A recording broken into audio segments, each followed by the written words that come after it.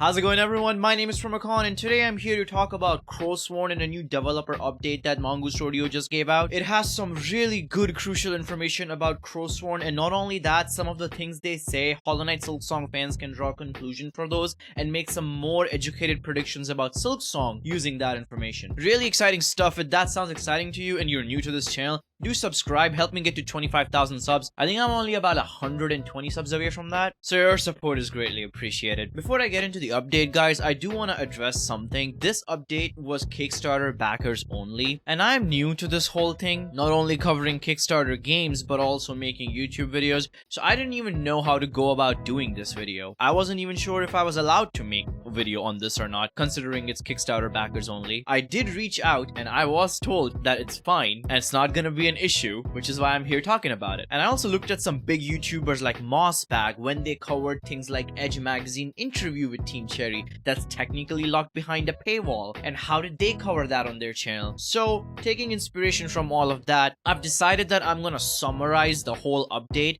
and give you the footnotes of the main things they talked about while showing you some screenshots here and there. Basically what Mossbag did, ripping him off. Without wasting any time, let's get into it. This is update 37 for the Crowsworn Kickstarter by Mongoose Rodeo. The update opens with them talking a little bit about behind the scene. Apparently, and I was completely unaware of this, there's a very small vocal minority of the Crowsworn fanbase that are accusing Mongoose Rodeo of stealing their money and scamming people. Just because the game isn't out yet, they somehow think that the whole Crowsworn thing is just a big giant scam, even though they have a playable demo available for the Kickstarter backers that I've played multiple times on the channel. I have it downloaded on my computer right now. They give out regular updates. Literally, they make giant blog posts. This is update 37 for crying out loud, and they've already publicly said that the reason the game didn't come out in December 2023 as they planned is because they got about 10 times more funding than they were supposed to, and they want to use that money to make the best game possible,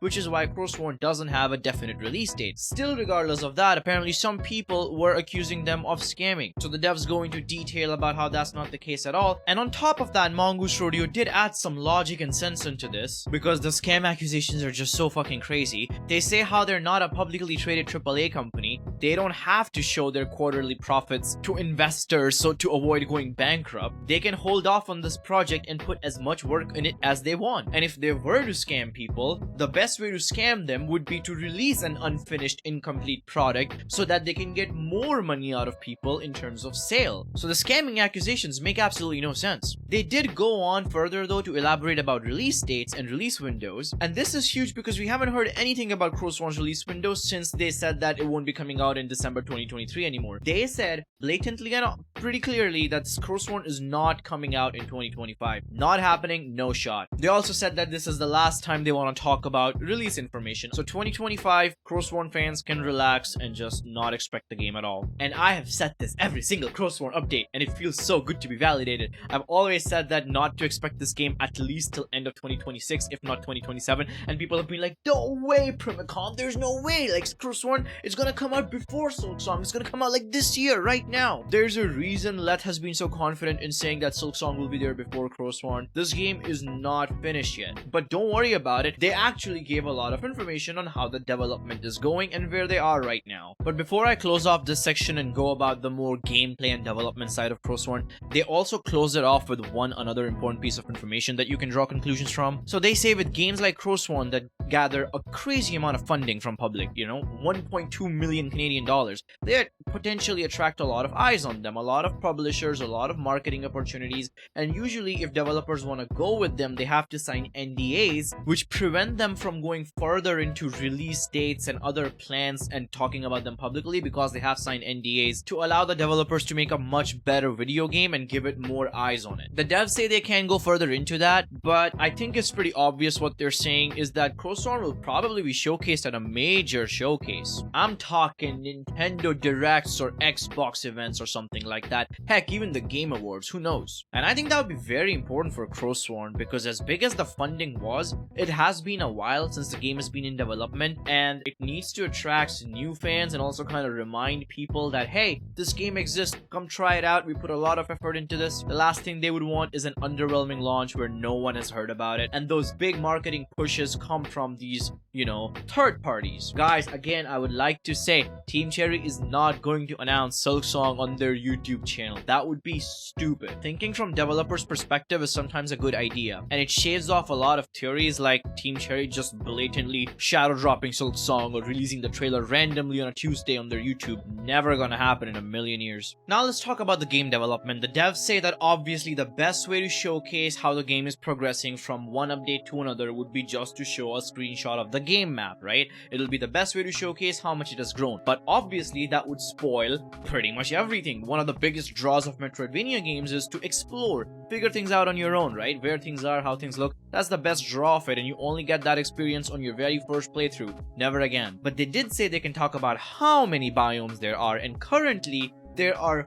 14 biomes in Crowsworn, with about 4 more biomes to go. Now obviously some of the biomes are going to be much larger, some of the biomes are going to be much smaller, and some are going to be like your average size, but all in all there are about 14 biomes with 4 more to go. The devs say that right now they're in pretty much of a rinse and repeat cycle of, stacking biomes on each other, and once that is done, then you just go through the whole game, polish it out, which is usually how it goes with any other game. After that, the devs talk about some technical programming stuff, how their shader implementation has improved over time with some basic implementation to their final refined products. For example, taking like reflective water surfaces, right, and going from very simple mirrored reflection to a much more 3D and dynamic reflection. Things like that, very cool to see. The team talks about how this iterating process is just an example of how team is not afraid of going back into already done and finished work and updating it to meet their standards of what they're doing now. Just because something is done doesn't mean they can go back and revise it, right? So yeah, the game is evolving, the game is coming along strong. Their priority right now is just quality and delivering a really solid Metroidvania.